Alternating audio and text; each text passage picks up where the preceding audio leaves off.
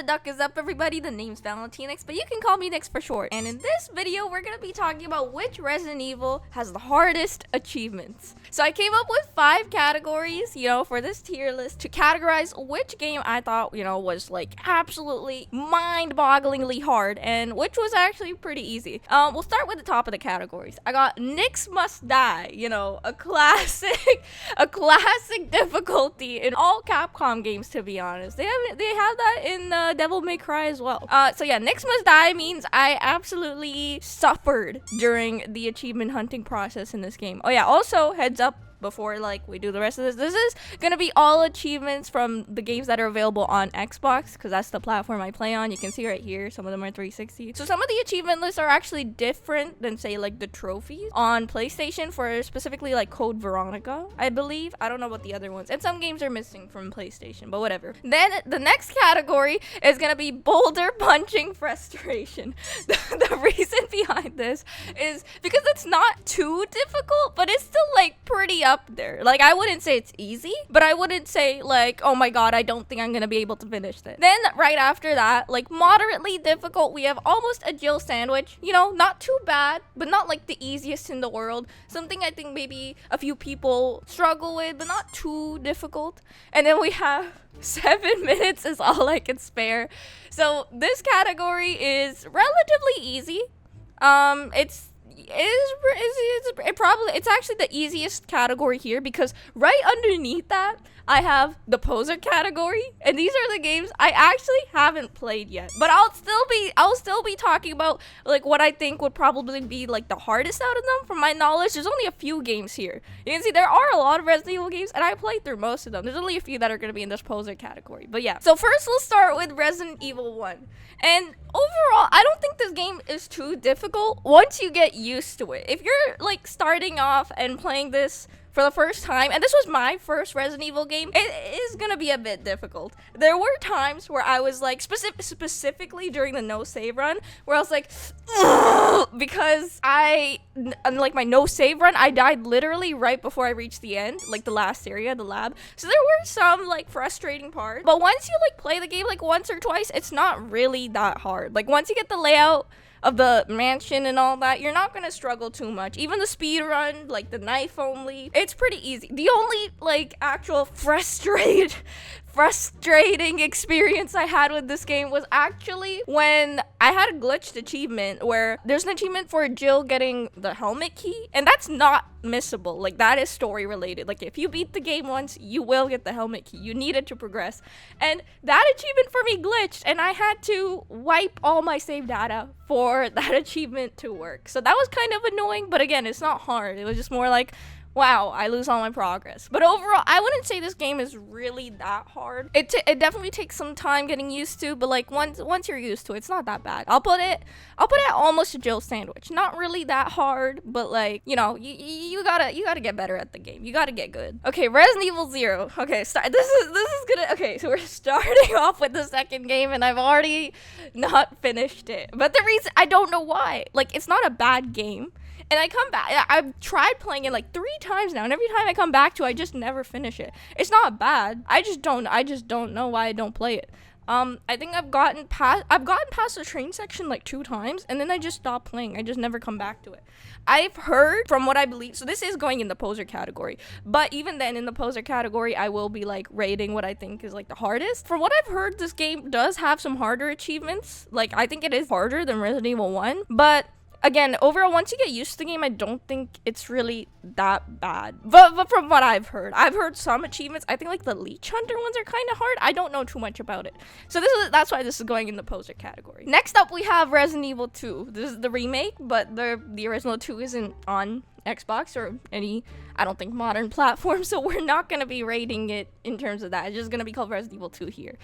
It's a pretty, like, straightforward, easy game to complete. I personally didn't struggle with it much. I was kind of annoyed at the fact I had to do multiple playthroughs, but that's, like, par for the core for all Resident Evils.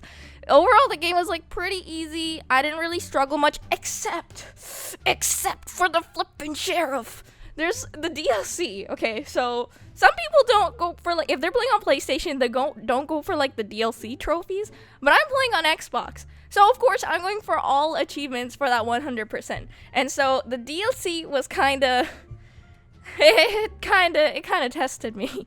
The specifically like the no way out scenario in like the Ghost Survivors, that was frustrating. I'm not gonna lie, I didn't even do it. I had to have my brother help me do it. So I guess I didn't even complete. I do have the achievement, I just didn't do it. The closest I got was like 80 out of 100 zombies. If you don't know what the achievement is, basically you're stuck in the initial gas station and you can't leave. There's basically like swarms of zombies coming at you, and you just need to survive 100 zombies.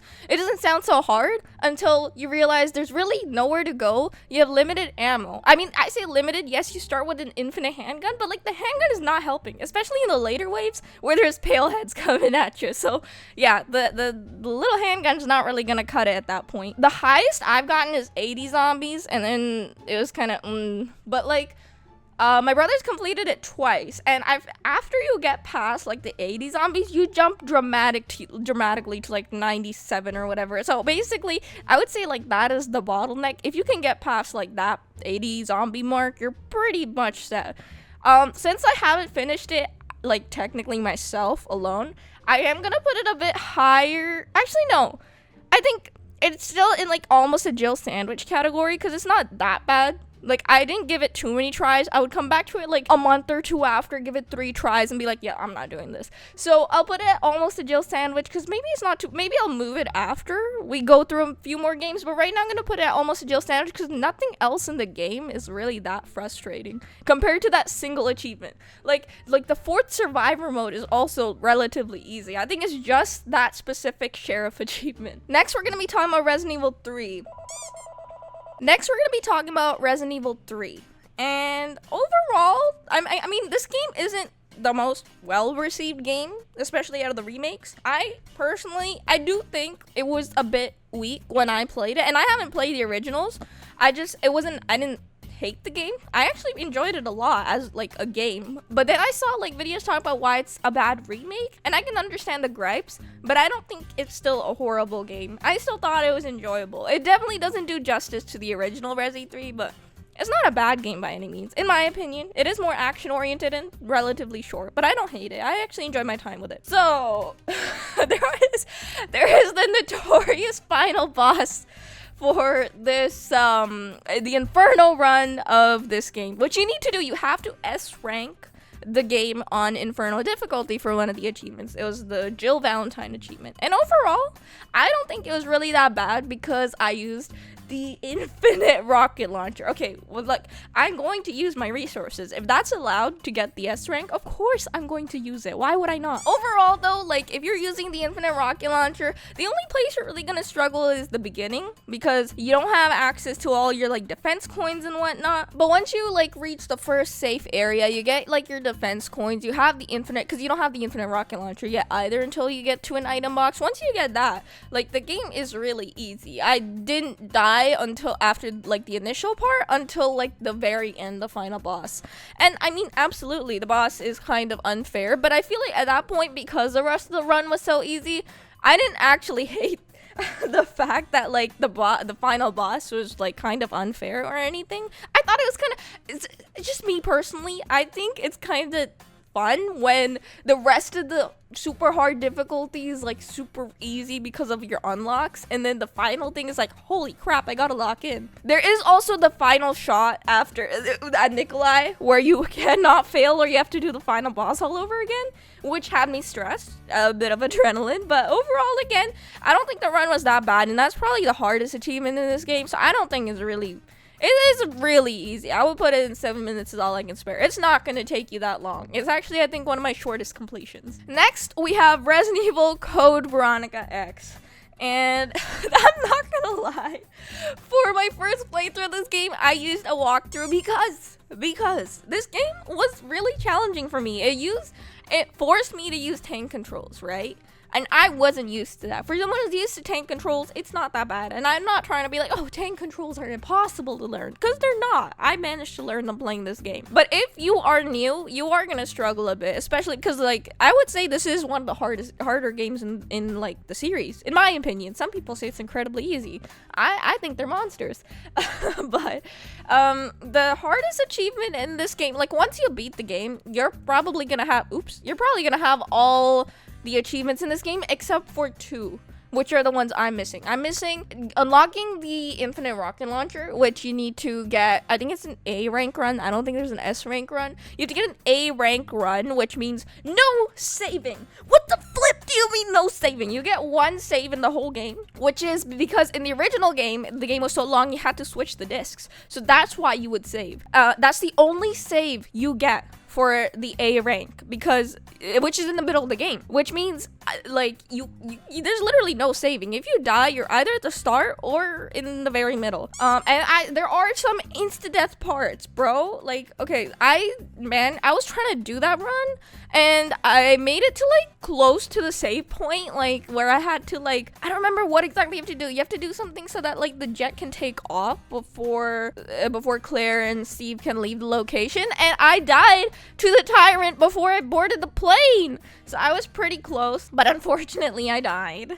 So I never attempted it again. I am gonna go back to it. I might make a video on it, but for the moment I didn't go back to it. And then there's also unlocked the linear launcher, or whatever it's called, which is for like the battle game, which is you need to get like the highest rank in all like the battle mini games or whatever with all the characters. I think I only have 2 left. I have Steve and Wesker left. And the thing was, for Wesker's, you only get a knife.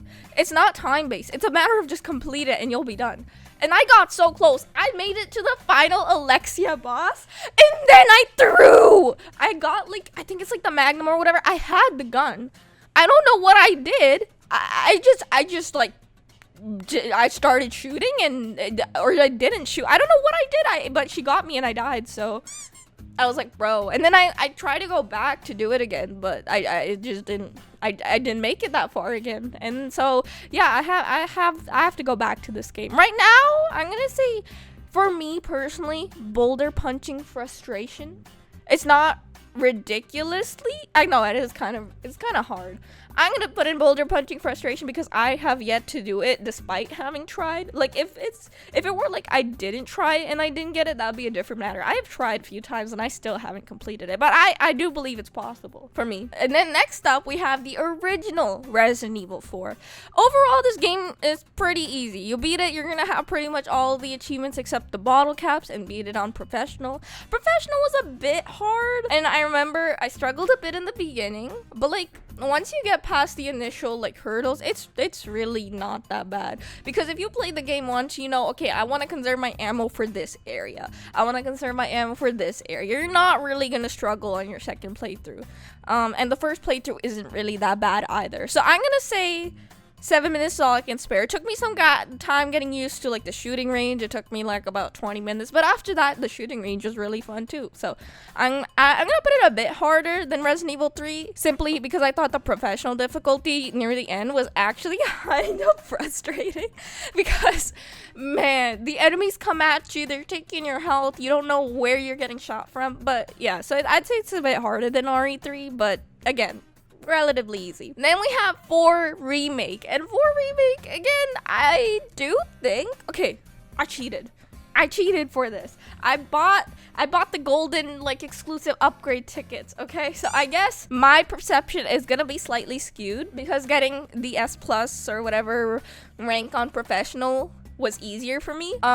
So I'm gonna put it at, I'm actually gonna put it still at 7 minutes is all I can spare, because I feel it was I don't remember it feeling that hard. I mean, again, I did use the upgrade tickets that I bought, so my perception may be skewed compared to someone who didn't. But I do fully believe I could do it even if I didn't buy them. I would just be a bit of more of a hassle.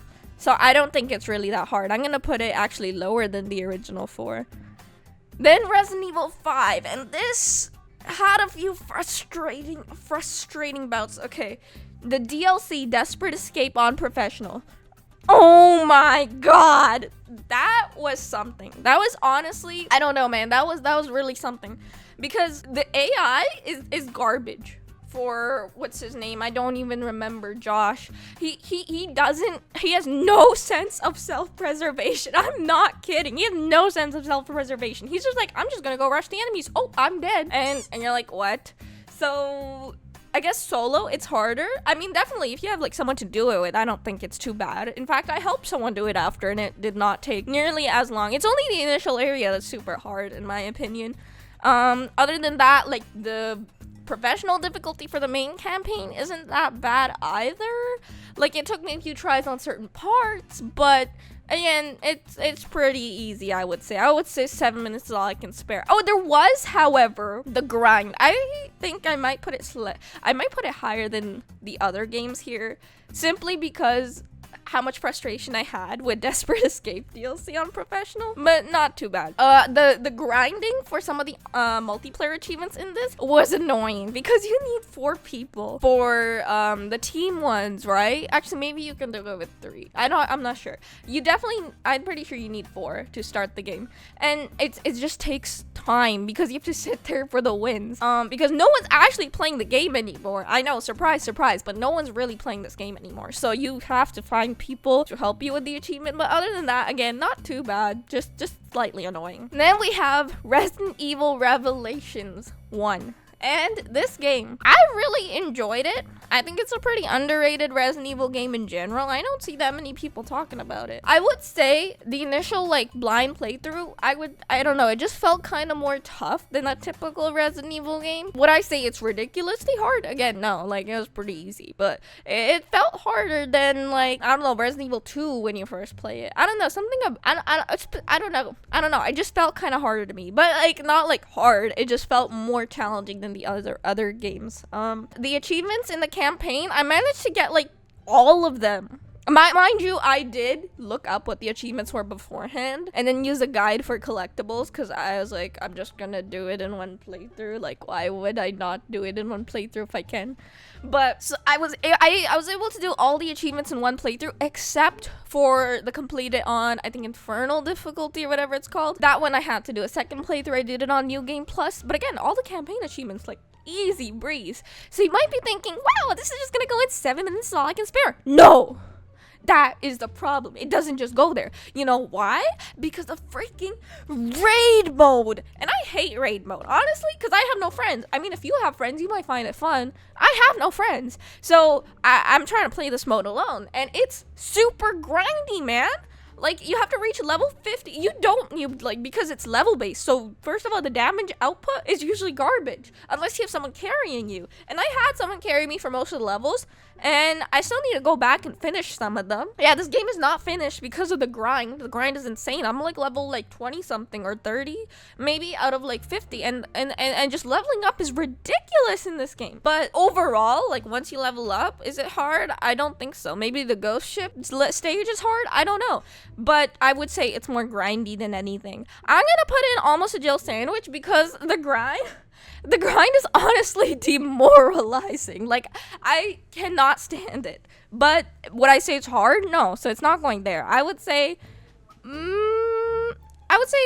Almost a Jill Sandwich. I'm gonna say it's harder than the other stuff in this category just because how the grind is. Yeah, that's pretty much it. Then Resident Evil 6. I would say this is actually the easiest game here. I'm willing to bet. Okay, maybe after Reavers, but we'll get to that one. I would say Resident Evil 6, one of the easiest games in the entire franchise for like achievements. You know why? Because very straightforward, and the game in general is super easy. Even like beating the game on like professional, like I had no struggles whatsoever. And we're back to demoralizing grinds.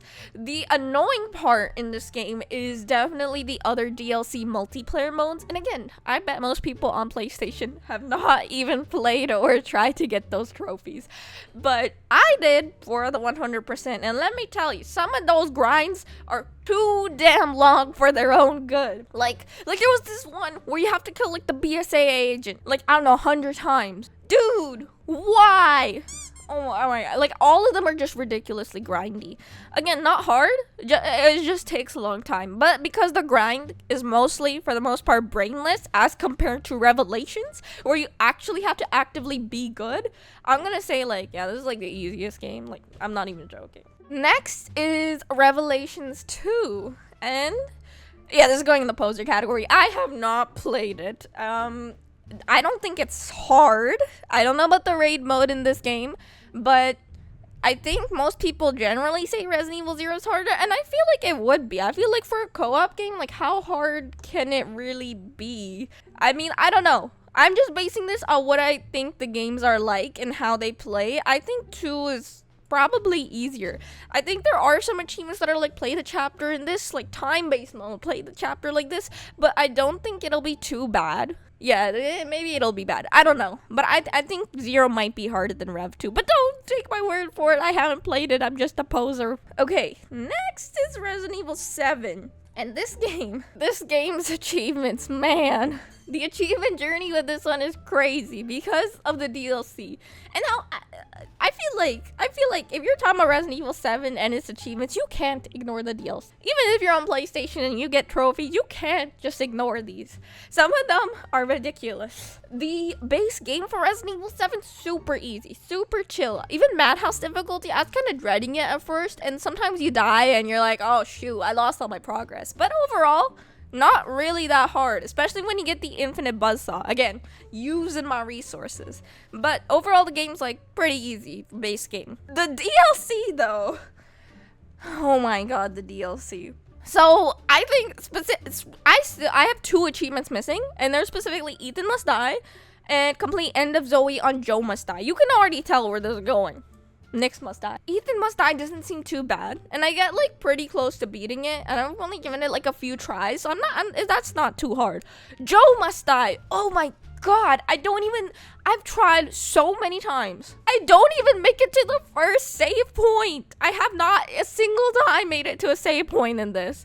So that's kind of awkward. Everything else is easy. All the other DLC, like, I actually enjoyed like, what's it, the Blackjack one? That one was pretty easy actually. I got it in a few tries. The Jack's 55th birthday, I got that too. All the S ranks. I thought I was gonna like suffer with that one, but that one was actually pretty easy.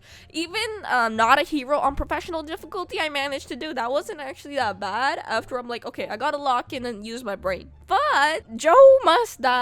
That I can't. I have not been able to even reach the first save point. I don't know how I'm gonna finish that. I am thinking of making a video on that, but yeah, we're gonna see how that goes. That's definitely going at the top here because, yeah, that's the hardest game in my opinion, but we all know my opinion's correct. Then Village, Resident Evil 8. Really, this is pretty easy. I don't think there's any really hard achievement. I thought the Mercenaries would be hard, and I was kind of dreading it because I kept trying to do it with Ethan. Ethan's actually the worst character in the Mercenaries mode, bro. Even though it's his game. You gotta start with Chris, and then after you unlock Lady Dimitrescu, yo, you just use her. And then the Mercenaries is easy. So overall, the game's really easy. The DLC, you know, all the base game. There were a few fights, again, like the RE3 Inferno, which pick up on like the hardest Village of Shadows difficulty, like the Heisenberg fight. That took me a few tries. I was like, dude. But again, I think this is one of the easiest games to complete. I would say it's like I would say it's like harder than 6.